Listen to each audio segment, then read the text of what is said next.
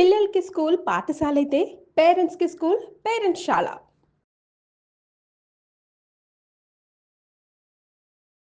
నమస్తే అమ్మా.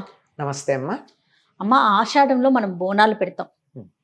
చాలా మహిళలంతా కూడా అంగరంగ వైభవంగా ఆ తల్లికి బోనాలు సమర్పిస్తూ ఉంటారు కదా. దీని వెనుకాల ఉన్న ఆంతర్యం ఏంటమ్మా?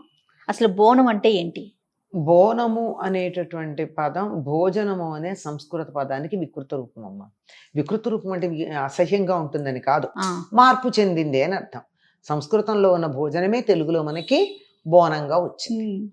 ఈ బోనము అనేది మనం రోజు తినే భోజనం అని కాక చాలా ఎక్కువ భోజనం. ఇంత ఎక్కువ భోజనం ఎందుకు పెట్టాల్సి వస్తుంది అంటే, మామూలుగా వేసవి కాలంలో మన శరీరంలో ఉన్నటువంటి శక్తి అంతా కూడా హరించుకుపోతుంది. చూడండి, నీరసపడిపోతూ ఉంటాం, మళ్ళీ మళ్ళీ నీళ్లు తాగుతూ ఉంటాము, మళ్ళీ మళ్ళీ కాస్త శీతల పానీయాలు, అందులో శీతల పానీయాలంటే మళ్ళీ అందులో కాస్త ఉప్పు అంటే లవణాలు కాస్త తీపి అవన్నీ ఉన్నవి తాగాలి, తినాలి. అలా వెళ్ళడమే తప్ప ఘన పదార్థం ఎక్కువ తీసుకోలేని పరిస్థితి. అటువంటి సమయంలో వేసవి కాలంలో శరీరంలో ఉన్నటువంటి సత్తువ అంతా నీరసించిపోతే, తగ్గిపోతే మళ్ళీ పుంజుకోవాలి. అలా పుంజుకోవడం కోసం అమ్మవారి పేరు చెప్పి మనం ఒక ఉత్సవం చేసుకుంటున్నాం. ఈ ఉత్సవం దేనికి చేస్తున్నాము? గ్రామంలో ఉన్న ప్రధాన ఆలయం కాదు, గ్రామాన్ని పరిరక్షించేటటువంటి అమ్మవారికి చేస్తాం. గ్రామదేవత శక్తి, ఆవిడ శక్తి స్వరూపిణి. ఆ శక్తి మనని కాపాడకపోతే మనం ఎక్కడుంటామండి? బోనాలు ఇచ్చేదే అమ్మవారికి. ఇది ఏం చేస్తుంది అంటే, అమ్మవారు గ్రామం లోపలికి వ్యాధులు రానియకుండా కాపాడుతుంది, గ్రామాన్ని రక్షిస్తుంది. వీళ్ళు 100 మంది అక్క చెల్లెళ్ళు, 101 మంది అక్క చెల్లెళ్ళు వీళ్ళు గ్రామదేవతలు. వీళ్ళందరూ కూడా ఎవరంటే సాక్షాత్తు అమ్మవారికి యొక్క ప్రతిరూపాలు. మళ్ళీ వీళ్ళు అక్కచెల్లెళ్ళు ఈ రూపంలో ఉన్న మూలమైనటువంటిది ఆ పరాశక్తి. ఆ పరాశక్తి యొక్క ఒక సందర్భంలో ఈ జనులను రక్షించటానికి అవతరించినటువంటి ప్రతిరూపాలుగా ఈ 100 మంది 101 మంది వీళ్ళు గంగాదేవికి ప్రతినిధులుగా కూడా చెప్తూ ఉంటారు. అందుకే గంగానమ్మ మొదలైన పదాలు ఉంటాయి. పైగా ఈ గ్రామదేవతల ఆలయాలన్నీ ఊళ్ళో ఉన్నటువంటి చెరువు కట్ట దగ్గర కానీ, లేకపోతే ఏటి ఒడ్డున కానీ, ఒక కాలవ ఒడ్డున కానీ, అవేవి లేనటువంటి గ్రామాల్లో ఒక పెద్ద ఊరందరూ నీళ్లు తెచ్చుకునేటటువంటి బావి సమీపంలో కానీ ఉండడం మనం చూస్తాం. ఇవి గ్రామాన్ని రక్షిస్తూ ఉంటాయి. అలా రక్షించటం కోసం ఆ తల్లికి సంవత్సరానికి సరిపడినటువంటి ఆహారాన్ని ఈ సమయంలో ఇస్తాం. ఇప్పుడే ఎందుకు ఇస్తాము అంటే, అంటువ్యాధులు ప్రబలే కాలం ఇది బాగా. ఇప్పుడు కొంచెం తగ్గింది, కానీ ఒకప్పుడు కలరా లాంటివన్నీ ఇప్పుడే కదా వచ్చేవి.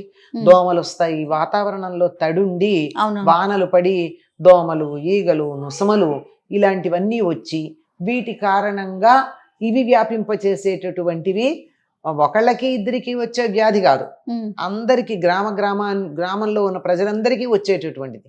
అట్లాంటివి వచ్చేటప్పుడు రానియకుండా కాపాడడానికి ఈ గ్రామదేవతను మనం అర్చిస్తాం.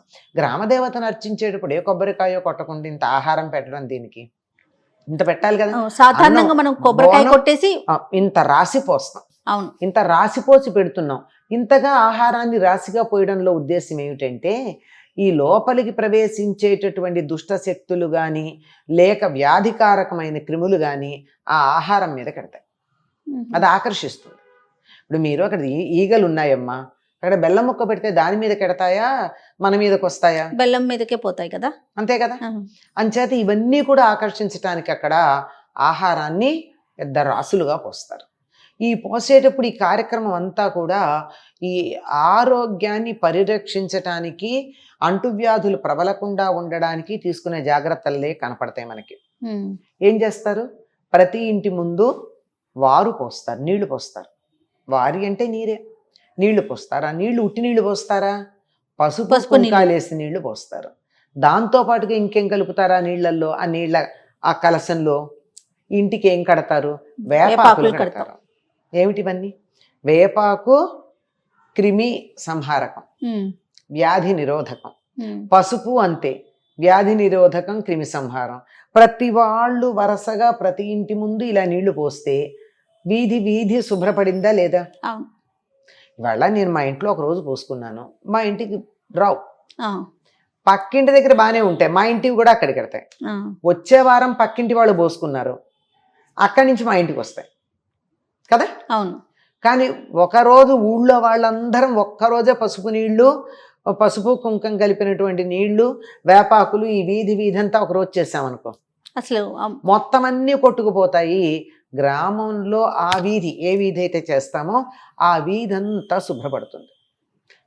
గ్రామం కూడా క్రిమికీటకాదులు లేకుండా అంటువ్యాధుల్ని ప్రబలేటట్టుగా చేసే ఆ కీటాణువులు అంటారే, చిన్న చిన్న బ్యాక్టీరియా, ఇలాంటివేమీ రాకుండా పోయేటటువంటి మార్గం ఒకటో రెండో తప్పి దారి ఉన్నా ఇక్కడ పసుపు నీళ్ళ దగ్గర ఉండలేని వెళ్ళి అక్కడ అన్నం మీద వాళ్తాయి. ఆ తీరా వాలిన తర్వాత అది శక్తికి నివేదన చేస్తాం గనక అది అక్కడ ఉండలేకపోతుంది.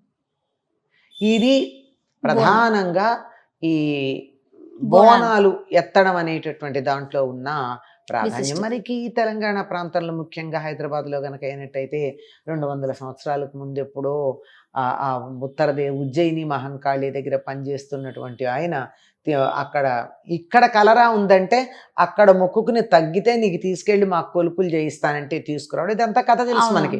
అది చాలా ప్రత్యేక. మాణిక్యాంబ ఇవన్నీ కలుస్తున్నాయి అక్కడ, ఉజ్జయిని మహాకాళి, మాణిక్యాంబ, ఇలాగే ప్రతి గ్రామంలోనూ కూడా ఉంటాయి. ఇవన్నీ చేసుకున్నట్టయితే ఒక్కొక్క ప్రాంతంలో ఒక్కొక్క రోజున చొప్పున ఇలా చేసుకుంటూ చేస్తే ఆదివారం నాడే చేస్తారు.